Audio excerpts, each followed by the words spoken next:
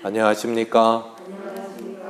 이 저녁에도 천국을 향해서 힘차게 달려가시길 바랍니다. 오늘은 우리가 이제는 살리라, 데살로니가전서 6번째 시간으로 이제는 살리라 라는 제목으로 같이 말씀을 나누도록 하겠습니다. 오늘 사도 바울은 자신이 떠나왔던 데살로니가 교회를 추억하면서 그들이 잘 지내고 있는지 소식이 가장 궁금했던 것 같아요. 그래서 1절에도 그리고 5절에도 참다 못하여 라는 표현을 2번이나 사용합니다. 참다 못하여 내 영적 아들 디모데를 너희들에게 보낸다. 그리고 보내는 이유는 데살로니가 교회 성도들을 위로하고 격려하게 하기 위하여 너희들에게 보낸다라고 편지를 하고 있어요. 이 데살로니가 교회는 사도 바울이 사도행전에 보면 3주 동안 사역했던 교회다 그랬어요. 그래서 하나님의 말씀을 전하고 거기 오래 머물지 않고 핍박 때문에 또 다른 곳으로 이동하면서 떠나왔던 곳입니다.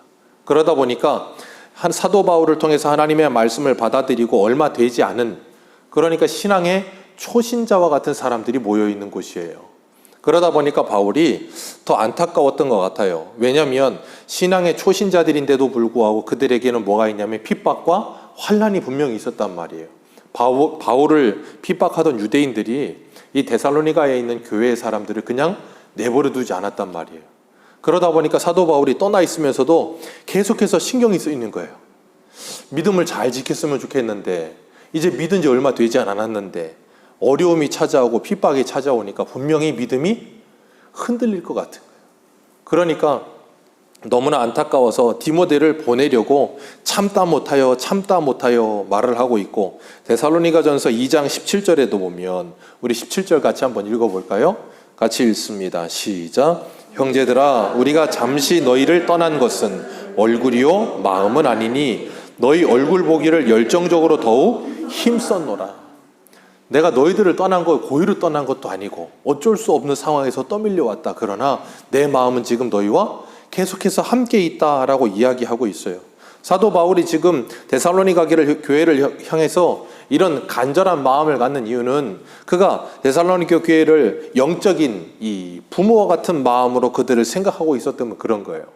바울이 고린도 교회를 향해서도 그런 마음을 품었었죠. 고린도 교회가 바울을 굉장히 좀 힘들게 하고 거짓 사도들의, 거짓 선지자들의 말을 들어서 사도 바울은 아닌가 보다, 가짜인가 보다 막 그럴 때도 바울이 뭐라 그래요? 우리를 향하여 마음을 넓히라 하면서 타이르고 기다리고 그런 마음이 있었는데, 그때 바울이 이런 표현을 써요. 고린도전서 4장 15절을 보면 그리스도 안에서 1만 스승이 있으되 아버지는 많지 아니하니 그리스도 예수 안에서 내가 복음으로써 너희를 낳았습니다. 그리스도 안에서 1만 스승이 있지만 아버지는 많지 않다. 내가 너희를 복음으로 낳았다 하면서 바울은 또 뭐라 그러냐면 해산의 수고를 다시 한다라는 표현을 써요. 그 말은 뭐냐면 하나님의 말씀으로 가르치고 가르쳐서 그들이 뭐해요? 새로운 피조물이라 했던 것처럼 하나님의 자녀답게 변화되어지는 모습이 있어야 되는 거예요. 그들의 마음과 생각과 가치관의 모든 것이 변화가 있기를 원하는 거예요. 그래서 사도 바울은 그들을 말씀으로 잘 가르쳤고, 그렇게 잘 가르쳐 놨는데 거짓 선지자들이 들어와서 또 잘못된 걸 뿌려놓으니까 어떻게 돼요? 그게 흐트러지는 거예요. 이 공든 탑이 무너지라는 말이 있는 것처럼 잘 쌓아놓은 탑이 한순간에 확 무너지기도 합니다. 그래서 사도 바울은 그걸 조심스럽게 생각하고 있는 거예요. 그리고 영적인 아버지와 같은 마음으로 그들을 대하고 있는 거예요. 그런 사도 바울의 모습을 보면서 저를 보면 참 부족함이 많구나 하는 생각을 합니다. 그래도 감사한 건 우리 교회에 원로 목사님도 계시고 장로님도 계시고 우리 권사님들도 계셔서 우리 성도님들을 정말 영적인 아버지와 어머니처럼 서로 위로하고 권면하고 끌어주고 그런 일을 함께 하고 계시는 게 얼마나 감사한지 몰라요. 하나님께서는 우리들에게 그렇게 교회 안에 여러 세대가 함께 어우러지게 하시면서 하나 되어 가게끔 만들어 가고 계세요. 그리고 교회 안에 처음 신앙을 시작하신 분들이 들어오게 되면 말 그대로 영적인 초신자예요. 그러니까 영적인 아기와 같다 그 말이에요. 왜요? 영적인 생활에 대해서, 신앙 생활에 대해서 아무것도 모르니까 하나부터 열까지 잘 가르쳐줘야 되는 거예요.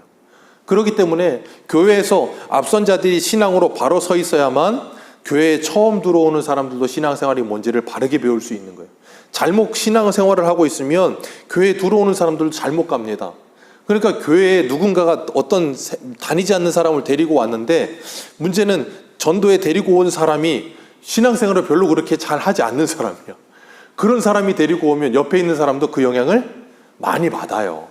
하나님의 특별한 은혜로 그 옆에 있는 전도한 사람보다 믿음이 더 좋아지는 사람도 있습니다. 먼저 된 자가 나중되고 나중된 자가 먼저 되는 것처럼 더 신앙으로 좋아지는 사람도 있지만, 거의 대부분은 옆에 사람의 영향을 지대하게 받아요.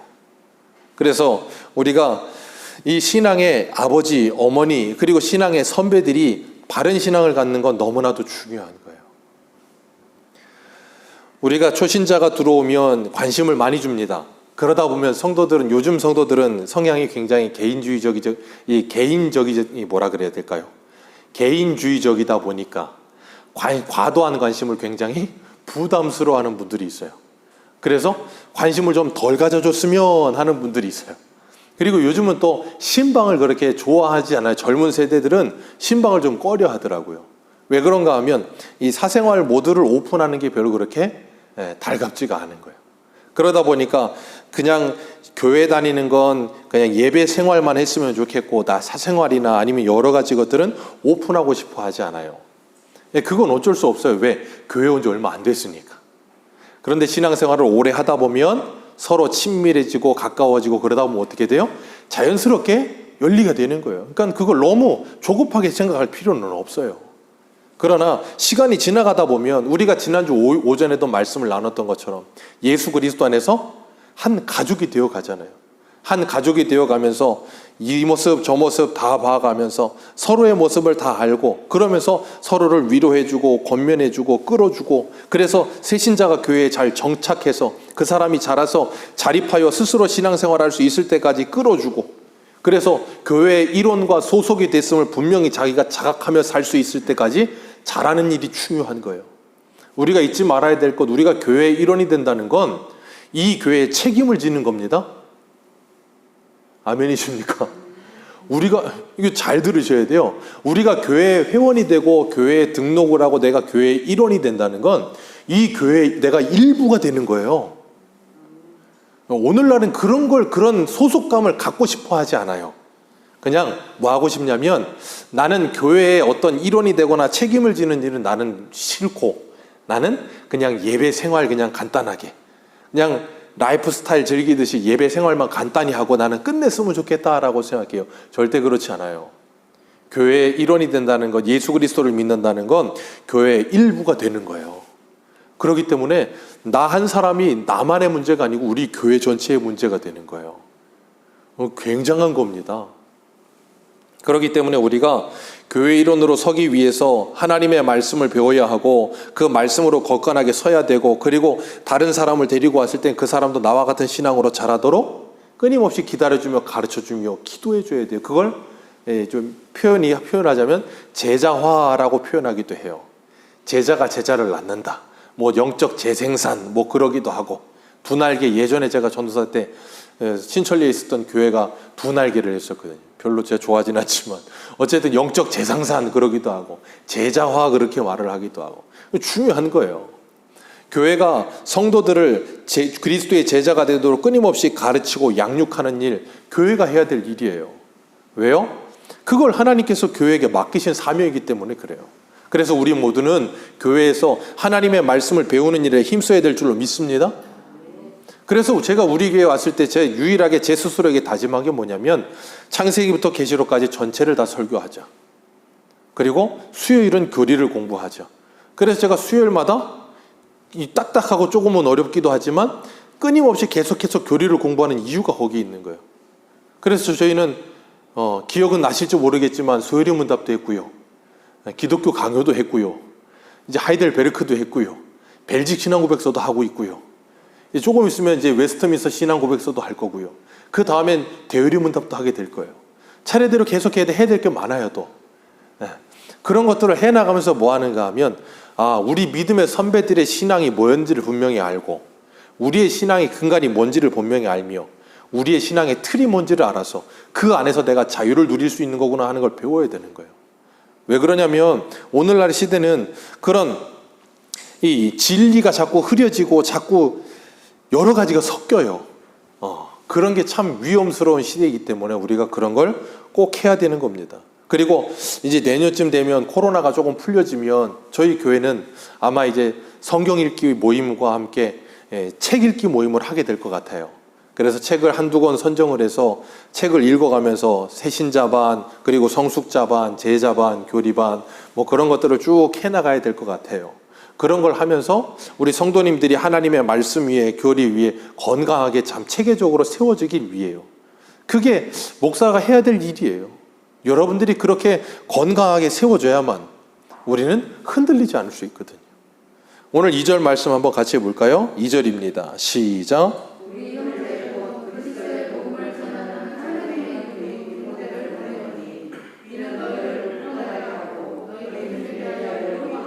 아멘. 우리 형제 곧 그리스도의 복음을 전하는 하나님의 일꾼 디모데를 보낸다. 이유가 뭐라고요? 너희 믿음을 굳건하게 하기 위하여 보낸다. 왜요? 3절에 여러 환난 중에 흔들리지 않게 하려고. 환난이 많았던 것 같아요. 우리가 이것을 위해 세움을 받았다. 바울과 디모데가 뭘 위해? 성도들을 복음을 전해주고 복음을 전해주는 걸로 끝내는 게 아니라 복음 안에 믿음으로 살아가는 일을 하기 위해서. 그래서 그들이 세상의 환난과 시험과 여러 가지 것들에 흔들리지 않고 그 믿음의 뿌리가 잘 내릴 수 있게 해주기 위해서, 그걸 위해 목회자가 있는 거예요. 그렇기 때문에 우리가 신앙생활을 하면서 잊지 말아야 될 것, 여러 환난과 고난이 없어지기를 기도하지 마세요. 여러 환난과 고난은 계속해서 옵니다. 사도 바울도 여기서 분명히 이야기하잖아요. 미리 말하였던 일이 된 것이다. 네, 미리 너희들에게 이미 시작부터 이야기했다.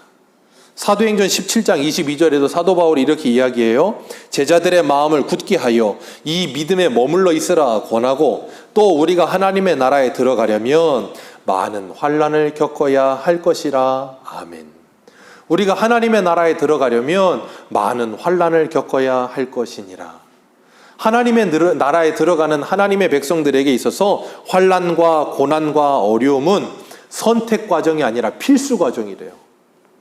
누구나가 다 통과해야 된대요. 그렇기 때문에 우리는 뭐 해야 돼요? 기도하며 그 말씀으로, 그리고 그 믿음으로 그걸 돌파할 수 있어야 되는 거예요. 그래서 우리가 평생에 듣던 말씀 또 들으며 서로 옆에 있는 사람들을 권면하고 위로해 주며 그들에게 하나님의 말씀으로 살아갈 수 있도록 믿음을 북돋아 줘야 되는 거예요. 사도 바울은 4절 말씀에 4절 같이 읽습니다. 시작.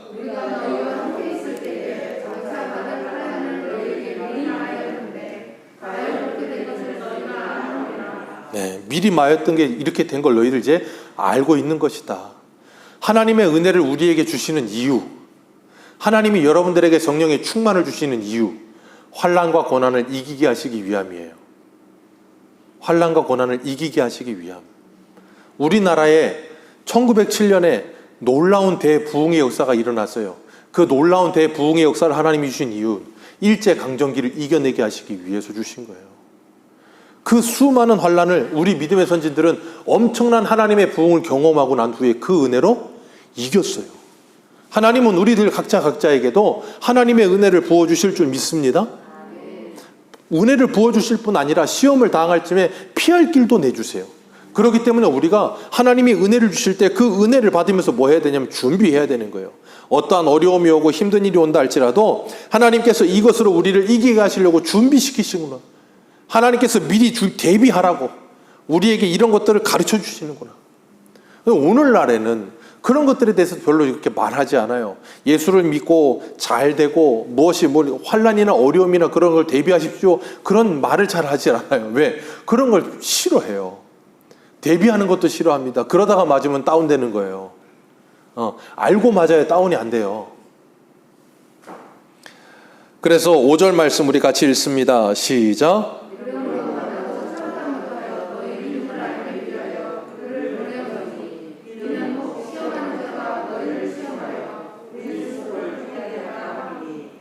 우리의 수고가 헛될까 하여 너희들에게 디모데를 보내고 디모데에게 너희들을 권면하고 위로하고 너희들의 믿음이 흔들리지 않도록 굳게 세워주려고 보냈다.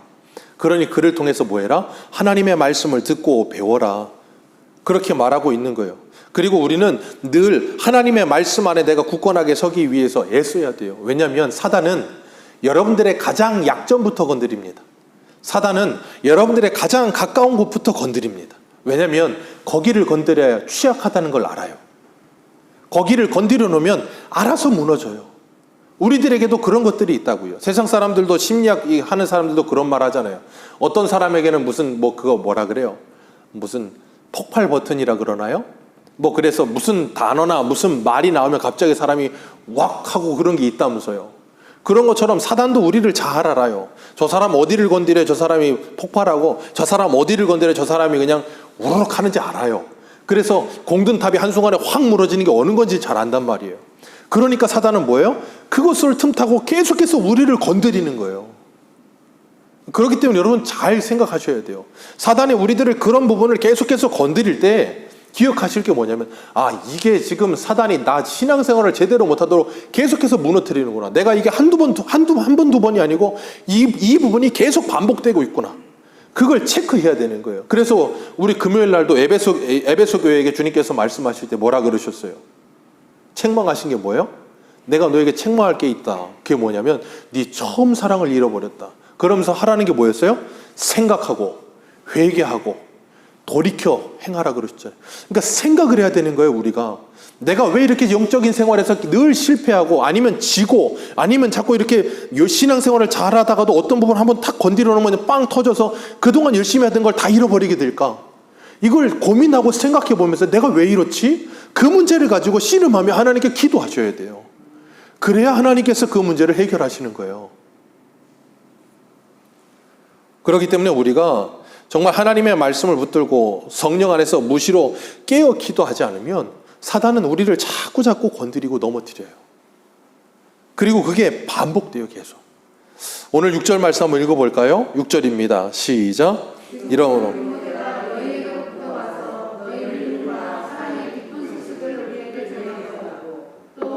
항상 우리를 잘 생각하여 우리가 너희를 간절히 보고자 함과 같이 너희도 우리를 간절히 보고자 한다 하니.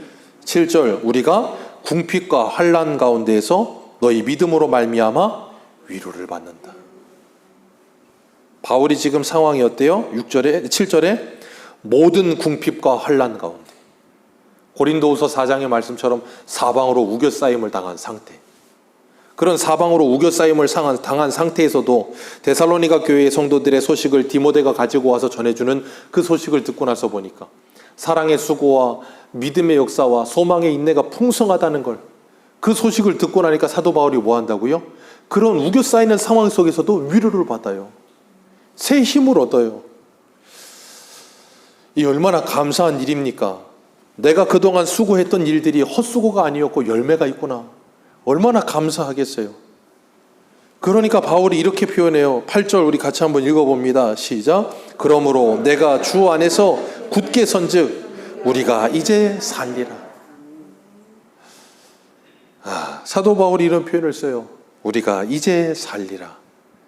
옛날 어머님들은, 옛날 남편들이 굉장히 술을 많이 먹는 분들이 많았잖아요. 알코올에 중독이 되는 분들도 많고, 그래서 막 그냥 집안을 막 난리를 치고, 그럼 어머니들은 그냥 그 가정폭력을 당하고 괴로워하고, 그러면서도 어머니들은 뭐예요? 그 괴로운 가운데도 이거 어떻게 하지도 못하고. 왜요? 자녀가 있으니까. 근데 또 하필이면 자녀는 또 그렇게 잘났어. 공부도 잘해. 그럼 어머니들이 늘 하는 말이 입버릇처럼 뭐라 그래요? 내가 너 때문에 산다. 어머니들이 그런 말을 많이 해요. 자녀들이 내가 너 때문에 산다. 그런 말을 많이 한단 말이에요. 사도 바울이 지금 마치 데살로니가 교회 성도들을 향해서 그렇게 이야기하는 것 같은 거예요. 내가 너희들 때문에 산다. 내가 너희들 때문에 이제 좀 숨을 쉴 것 같다. 내가 지금 사방으로 우겨싸임을 당해서 정말 힘들어 죽겠는데 이런 상황 속에서도 너희들의 소식을 들으니 내가 숨이 터지고 내가 정말 살맛이 난다. 우리가 서로에게 그런 아름다운 관계가 되기를 주님의 이름으로 축복합니다. 바울은 데살로니가전서 2장 19절에도 우리의 소망과 기쁨과 자랑의 면류관이 너희들이다. 그렇게까지 이야기를 해요. 목회를 하면서 이런 것이 보람이 아닐까 하는 생각을 합니다. 하나님의 말씀으로 성도들이 잘 양육되어져 가고 성도들이 신앙으로 잘 자라가는 모습을 볼 때 그것보다 보람되고 아름다운 게 어디 있겠어요? 그것보다 영광스러운 게 어디 있겠어요? 다른 것도 없거든요. 목회자가 뭘 하겠어요? 목회자가 이 세상에서 뭐 유명해지려고 목회를 하겠습니까? 아니면 돈을 많이 벌려고 목회하겠습니까? 목회자의 보람은 아무것도 없어요. 제가 늘 설명을 드리지만 저 구배터에서 월미도를 갈 때 배를 타고 나가는 길이 있어요. 그죠? 네, 배를 타고 나갈 때 그 배에는 선장님도 계시고 승무원들도 있습니다. 그 사람들은 뭐 하려고 있죠? 여러분들을 월미도까지 안전하게 태워내기 위해서 있는 거예요. 그 사람들은 여러분들이 월미도까지 안전하게 가기 위해 필요한 존재지 승객이 없으면 그 사람들은 필요한 존재가 아니에요. 교회는 여러분들을 위해 존재하는 거예요. 목회자도 여러분들을 위해 존재하는 겁니다. 여러분들이 목회자를 위해 존재하는 게 아니에요. 하나님께서 목회자들 통해 여러분들을 하나님의 양떼로 아름답게 양육하게 하기 위해서, 그래서 주님께서 베드로에게 뭐라 그래요? 네가 나를 사랑하느냐 3번 물으시면서 내 양을 먹이라, 내 양을 치라 그러시잖아요. 베드로의 사명이 그거예요. 바울의 사명이 그겁니다.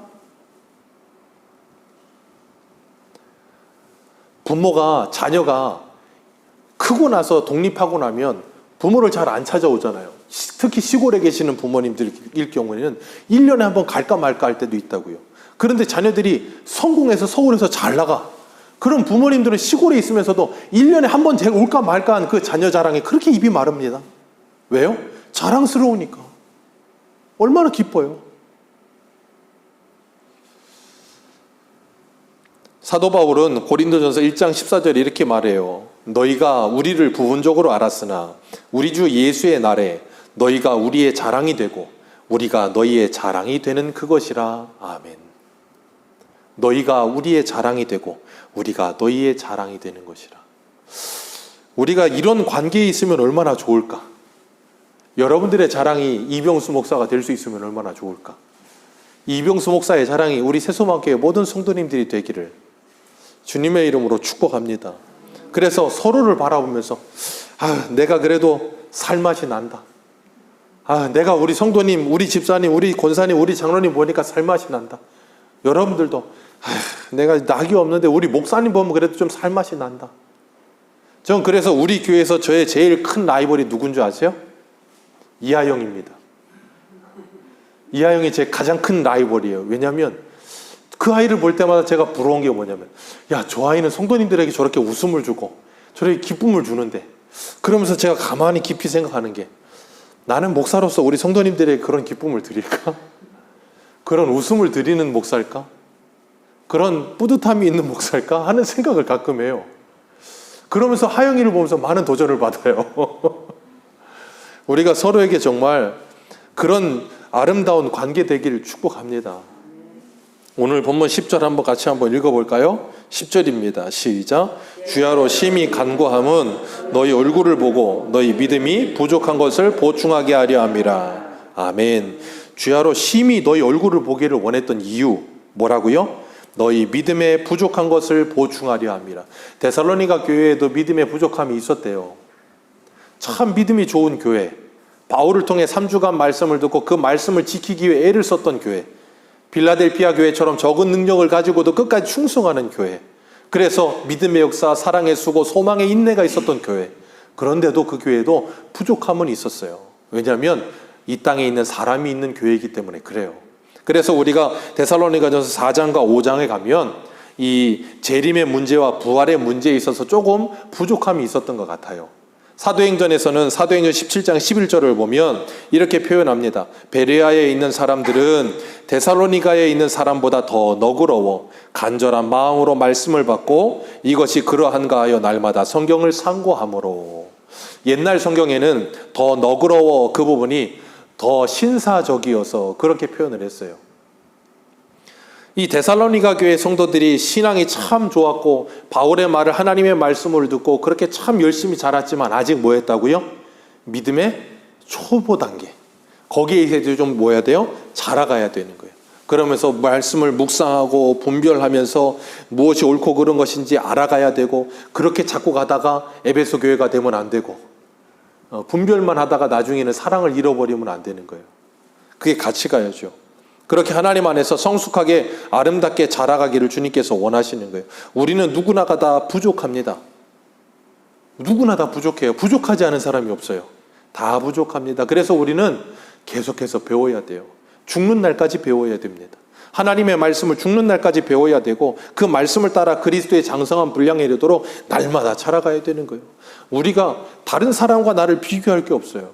예전에 오카노 목사님 그 다큐멘터리가 돌아가시고 나서 다큐멘터리가 만들어졌을 때 그걸 보니까 그 사모님이 인터뷰한 게 있는데 오카노 목사님이 그렇게 광인처럼 열심히 목회를 했잖아요. 그때 사모님이 그랬대요. 목사님 좀 쉬엄쉬엄 하세요. 얼마나 열심히 하고 계십니까? 쉬엄쉬엄 하세요. 그랬을 때 오카노 목사님이 그런 표현을 쓰셨대요. 내가 다른 목사들과 비교를 했다고 한다면 열심을 냈다고 말을 할 수 있겠지만 성경에 있는 믿음의 선진들의 모습과 내 모습을 비교하면 나는 아직 멀었다고. 그런 표현을 쓰시면서 더 열심을 내셨다 그래요. 그런 인터뷰의 말씀을 영상으로 봤을 때 참 많은 도전을 받고 많은 여러 가지 생각을 했었어요. 우리가 날마다 하나님 앞에서는 뒤에 지나간 일을 돌아보지 말고 앞에 있는 표대를 향해서 뭐 해야 돼요? 힘써 달려가야 돼요. 그게 우리가 해야 될 일인 거예요. 끊임없이 달려가면서도 우리는 달려가고 나서도 부족함을 느낄 수 있어야 돼요. 왜요? 하나님을 바라볼 때, 예수 그리스도를 바라볼 때 우리의 모습은 여전히 부족하니까. 12절 말씀 이렇게 이야기합니다. 또 주께서 우리가 너희를 사람과 같이 너희도 피차간의 모든 사람에 대한 사랑이 더욱 넘치게 하시기를 원한다. 사랑의 수고가 있었지만 그리고 많은 사람들에게 본이 될 만큼 큰 사랑이었지만 그 사랑이 더욱 넘치기를 원한다. 욕심도 많은 바울. 그죠? 예전에 그런 사자성어가 있잖아요. 주마가편이라고. 달리는 말에 채찍질을 하는 거예요. 달리지 않는 말은 채찍질하면 그 말이 썩내기만 하지. 달리는 말은 채찍질하면 더 빨리 달립니다. 지금 사도 바울은 데살로니가 교회를 향해서 그러고 있는 거예요. 지금 열심히 하고 있습니다. 잘하고 있습니다. 그런데 뭐예요? 더 잘하자. 그러고 있는 거예요. 하나님께서 오늘 우리들에게도 그렇게 말씀하고 계신 줄 믿습니다. 하나님의 말씀을 따라 살아가면서 우리가 그 말씀을 따라 환난을 이겨가면서 그 말씀을 따라 흔들리지 않는 믿음으로 나아가기를 원하시는 거예요. 오늘 오전에 말씀을 들었던 것처럼 두 번째 밭이 뭐였어요? 돌밭. 돌밭이 뭐였어요? 하나님의 말씀을 들을 때 어떻게 들었다? 기쁨으로 받았다. 기쁨으로 받았으나 그 말씀으로 인한 환난과 시험이 찾아올 때 뿌리가 깊지 못함으로 다 열매를 맺지 못하고 쓰러져 버리는 거예요. 그런데 데살로니가 교회 성도들은 그렇지 않았다고요. 말씀을 받을 때 기쁨으로 받았고 그 말씀 안에 살면서 환난을 이기는 믿음을 가졌어요. 저와 여러분들도 여러분들에게 찾아오는 환난과 어려움이 있을 때 하나님이 주신 말씀을 믿는 믿음으로 이기시기를 축복합니다. 세상을 이기는 이김은 이것이니 너희의 믿음이니라. 믿음 없으면 세상을 못 이깁니다. 그런데 믿음이 있으면 세상을 이깁니다. 주님은 우리에게 그 믿음을 주셨어요. 우리의 그 믿음이 흐려질 때 주의 말씀을 읽으시고 묵상하세요. 그리고 기도하면서 주여 나에게 믿음을 더하여 주옵소서. 그래서 정말 피차 서로 간에 사랑이 풍성해져 가며 서로가 자랑이 되고 서로를 생각할 때마다 기쁘고 정말 자랑하고 싶고 우리 교회에는 정말로 좋은 권사님이 계신다. 우리 교회에 정말 사랑이 풍성한 집사님이 계신다. 우리 교회는 정말로 교회가 참 따뜻한 교회예요. 그렇게 좀 자랑하고 싶은 교회. 그래서 정말 세상에서 찌들고 세상에 사랑이 없는 곳에서 막 강팍해져 가는 사람들이 사랑이 고파하는 사람들이 우리 교회를 만났을 때 정말 따뜻한 교회. 제가 우리 교회 처음 왔을 때는 그랬거든요. 교회 처음 오시는 분들이 교회가 참 따뜻한 것 같아요. 교회가 참 가족 같은 것 같아요. 전 그 말을 듣는 게 참 좋았어요. 근데 어느 순간부터인가 그런 말을 듣지 못하는 것 같아서 이병수 목사 탓인 것 같아서 너무나도 죄송스럽고 우리 교회가 그런 교회의 모습으로 다시 돌아갈 수 있으면 좋겠다는 생각을 해요. 그래서 서로를 사랑하고 이렇게 간절히 6절의 말씀처럼 바울은 데살로니가 교회 성도들을 데살로니가 교회 성도들은 바울을 서로 보고 싶어서 서로 만나고 싶어서 같이 모이는 장소 이 교회가 만남의 광장이 되시길 축복합니다. 우리 백종원 아저씨만 나오셔서 만남의 광장 음식하는 게 아니라 정말 만남의 장소가 되고 만남의 광장이 됐으면 좋겠어요. 예배 때만 오는 게 아니라 힘들고 어려울 때도 같이 모여서 푸념도 하고 기도도 하고 찬송도 하고 그러면서 정말 이 교회에서 여러분들의 신앙생활 일평생에 좋은 추억이 풍성하게 쌓여가는 교회, 그런 장소가 되기를 축복합니다. 그래서 정말 우리가 서로가 서로에게 자랑이 되고 서로가 서로에게 정말 믿음의 의지가 되는, 그래서 서로가 굳건하게 세워가는 아름다운 교회 되기를 주님의 이름으로 축복합니다. 기도하겠습니다.